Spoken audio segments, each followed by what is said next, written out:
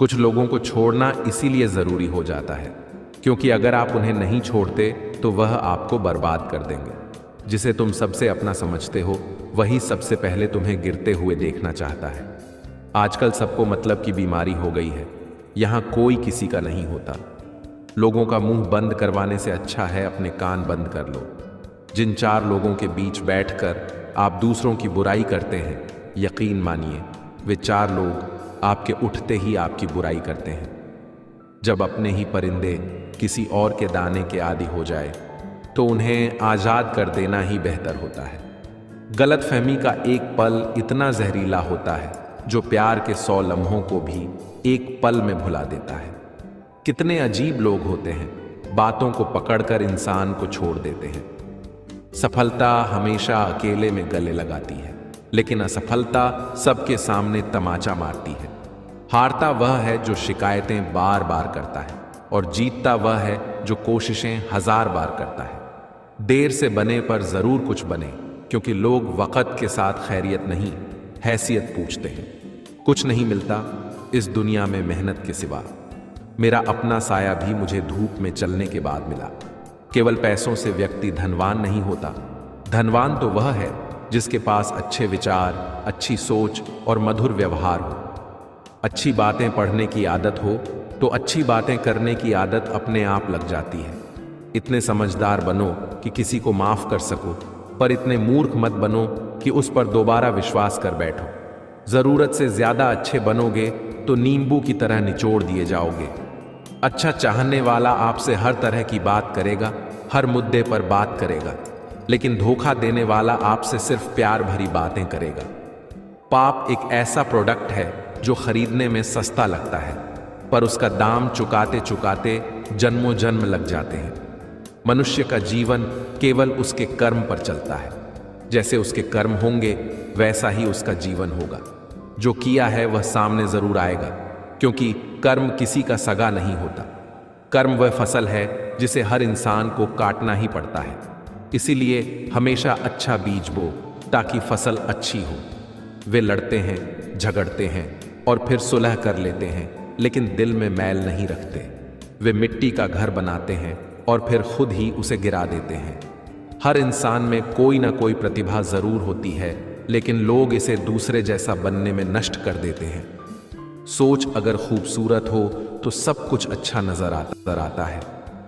अपने आज को यह सोचकर मत बर्बाद करो कि मेरे पास बहुत सारे कल हैं। किसी सही इंसान के साथ इतना भी गलत मत करना कि उसके साथ किए गए धोखे का पछतावा आपको सारी जिंदगी करना पड़े। जिसमें नुकसान सहने की ताकत हो वही मुनाफा कमा सकता है, फिर चाहे वह कारोबार हो या रिश्ते। हर फूल की एक उम्र होती है, हर फल का एक समय। तुम कुछ भी कर लो, प्रकृति अपने नियमों से नहीं हटती। हम अक्सर प्रकृति को पढ़ना भूल जाते हैं, लेकिन अगर कभी थम कर देखो, हर पेड़, हर झरना, हर धूप की किरण तुम्हें यही समझा रही है कि जो हो रहा है वह समय अनुसार हो रहा है। बस तुम्हारे भीतर धैर्य की जड़ें गहरी होनी चाहिए। अब सुनो एक कहानी। एक मुसाफिर अपने घोड़े पर सवार था। रास्ते में घोड़े को प्यास लगी। वो एक किसान के पास पहुंचा जो बैलों से रहट चला रहा था। रहट की थक थक आवाज से घोड़ा डर जाता, पानी नहीं पी पाता। मुसाफिर ने किसान से कहा, बैल रोक दो जरा, ताकि आवाज बंद हो और घोड़ा पानी पी सके। किसान मुस्कुराया और बोला, अगर बैल रुकेंगे तो पानी आना बंद हो जाएगा। पानी तो इसी थक थक में ही मिलेगा। बस यही जीवन है।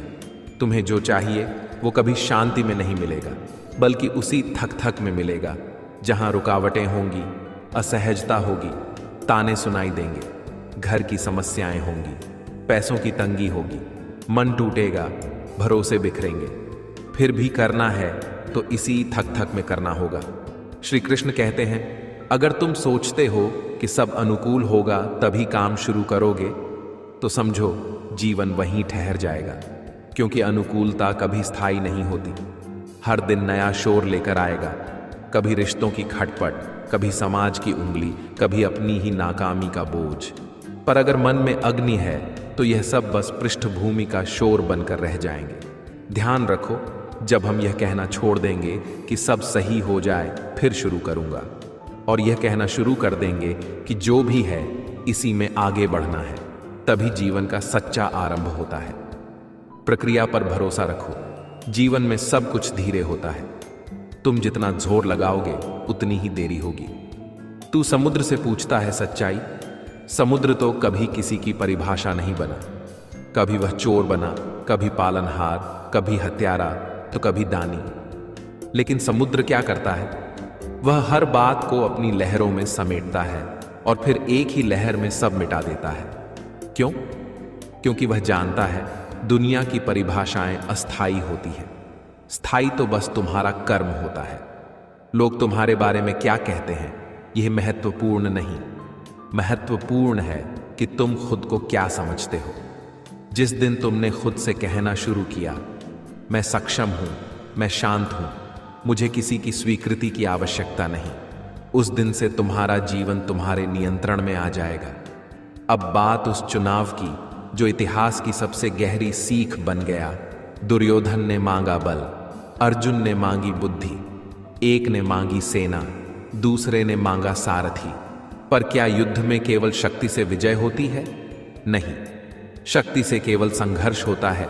बुद्धि से दिशा मिलती है और दिशा के साथ आता है असली विजय पथ। कभी खुद से पूछा है कि हम हारते क्यों हैं? क्योंकि हम सोचते हैं कि जीवन युद्ध है, लेकिन असल में जीवन एक योग है जहां तुम अपनी वासनाओं, इच्छाओं, क्रोध और अहंकार के साथ हर रोज एक आत्मिक युद्ध लड़ते हो। इच्छाएं गलत नहीं होती, गलत होता है उनका हम पर शासन करना। जब तक इच्छाएं तुम्हारी प्रेरणा है तब तक वे तुम्हें ऊंचाई देती हैं, पर जिस दिन इच्छाएं तुम्हें नियंत्रित करने लगती हैं वह तुम्हें थका देती है, तोड़ देती है। इच्छाएं सीमित हो तो संकल्प बनती है, अनंत हो तो असंतोष की अग्नि।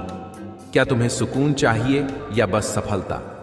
सफलता मिल सकती है भीड़ में रहकर, पर सुकून सिर्फ तब मिलता है जब तुम अकेले में अपने अंदर की शांति को सुन पाते हो।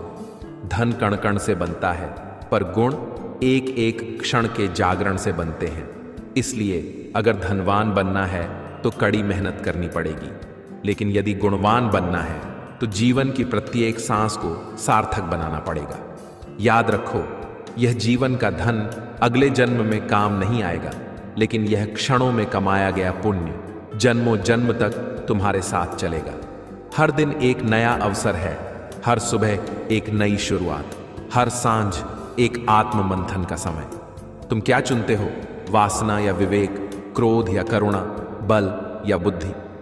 श्री कृष्ण कहते हैं समुद्र की तरह बनो, जिस पर लांछन भी लगे तो भी वह बहता है, जिस पर स्तुति भी हो तो भी वह नहीं रुकता।